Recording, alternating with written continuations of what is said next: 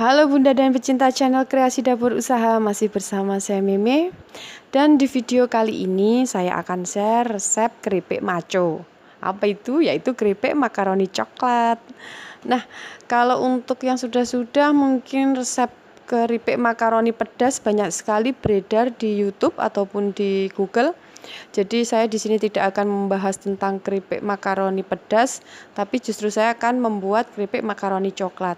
Kenapa? Karena ini peluang usaha yang juga bagus ya Bunda, terutama untuk menjelang Lebaran. Jadi Bunda-bunda bisa mulai merintis usaha ini dari sekarang. Selain membuatnya mudah, ini juga rasanya enak. Jadi untuk tepung coklatnya sendiri ini Bunda bisa gunakan untuk keripik yang lain, misalnya keripik pisang coklat.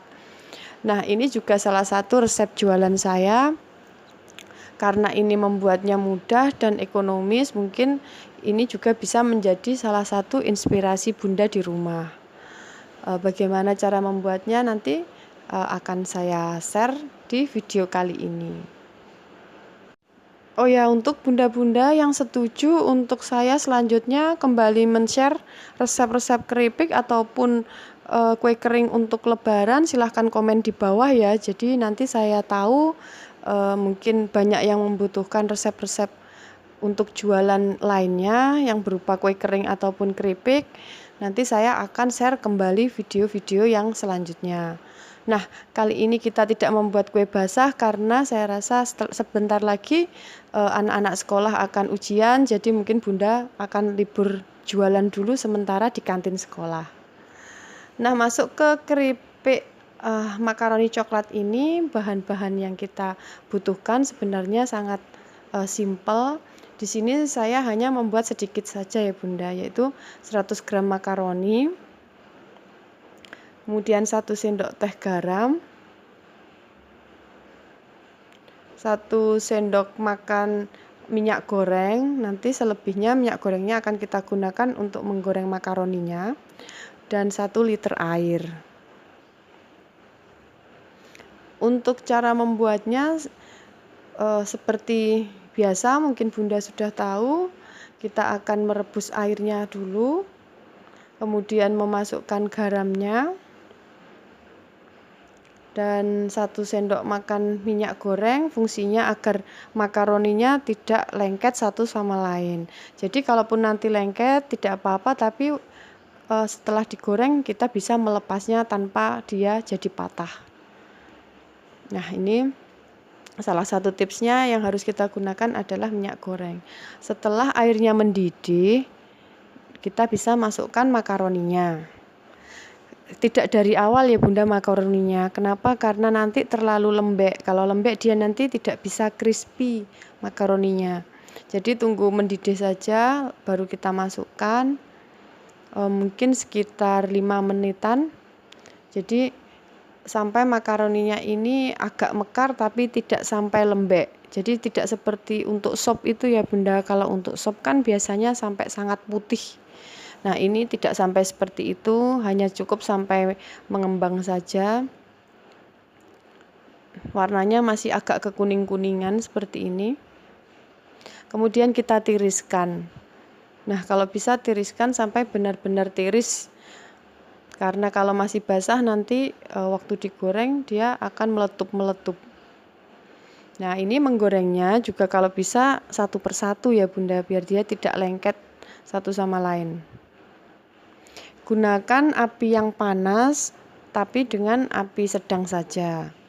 Dan hati-hati, jangan terlalu banyak memasukkan makaroninya, karena biasanya minyaknya akan berbuih, naik, kemudian tumpah. Jadi ini yang harus dijaga ya Bunda. Saya di sini malah menggunakan panci kecil. Karena kalau wajan mungkin terlalu pendek, jadi lebih baik saya menggunakan panci kecil saja. Nah, seperti ini kalau kita tidak hati-hati biasanya minyaknya justru akan meluber.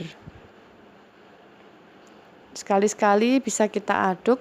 Nah, nanti walaupun dia menempel-menempel sedikit tidak apa-apa, kita bisa lepaskan tanpa membuat dia hancur. Nah, kalau sudah kekuningan seperti ini, sudah matang, jadi nanti kalau sudah waktu diangkat itu dia renyah, seperti ini. Nah, ini tandanya sudah matang, sudah bisa digunakan. Kalau Bunda menggorengnya kurang matang, nanti waktu digigit dia alot, dia tidak bisa crispy. Jadi dipastikan dulu makaroninya benar-benar matang waktu digorengnya, sudah benar-benar jadi crispy. Kalau biasanya kita patahkan akan ada suaranya klik seperti itu, seperti kalau Bunda makan keripik-keripik itu, jadi renyahnya memang kita sudah tahu. Nah, ini untuk mengetesnya seperti ini. Coba dipatahkan, kalau masih alot berarti harus digoreng kembali ya Bunda. Dan untuk bahan bubuk coklatnya, ini saya menggunakan 15 gram coklat bubuk, terserah merek apa aja. Kemudian 40 gram gula halus, 10 gram susu bubuk, saya pakai full cream, 5 gram maizena. Nah, untuk cara membuatnya ya mudah saja.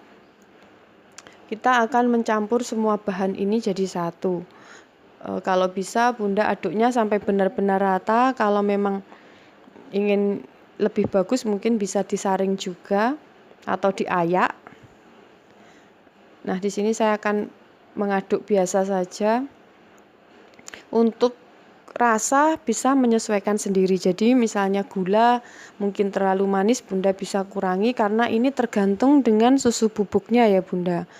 Ada susu bubuk yang cenderung pahit, ada juga susu bubuk yang tidak terlalu berasa. Jadi untuk racikannya gambaran gramaturnya saya timbang seperti ini, tapi Bunda bisa menyesuaikan sendiri.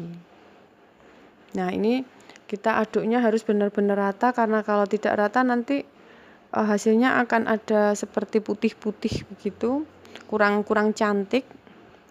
Dan tadi saya bilang di awal ini bisa digunakan juga untuk keripik pisang coklat. Jadi sama saja caranya. Setelah keripiknya matang, ini posisinya masih hangat, kita campurkan ya Bunda.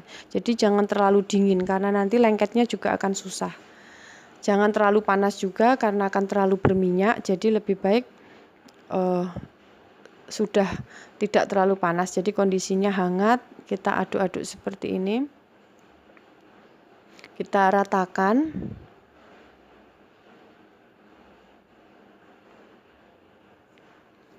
Nah,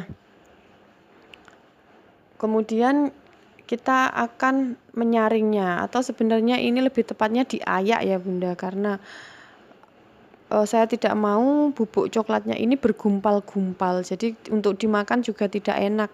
Selain itu juga nanti jadinya boros. Nah, setelah seperti ini kita bisa mengayaknya agar tepung-tepung atau bubuk-bubuk yang masih tebal-tebal menempel bisa jatuh. Ditap-tap aja.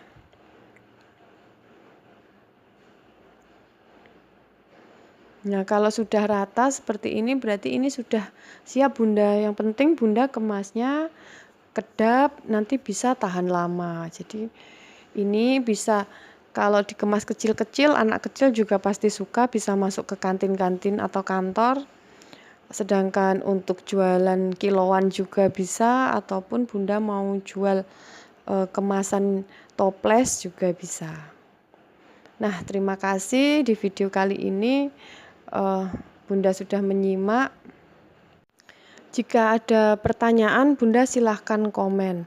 Nah, untuk resep-resep di video selanjutnya mungkin Bunda bisa membantu saya resep apa yang Bunda butuhkan untuk kedepannya. Jadi saya akan berusaha men-trialnya dan saya akan segera men-share untuk video-video selanjutnya.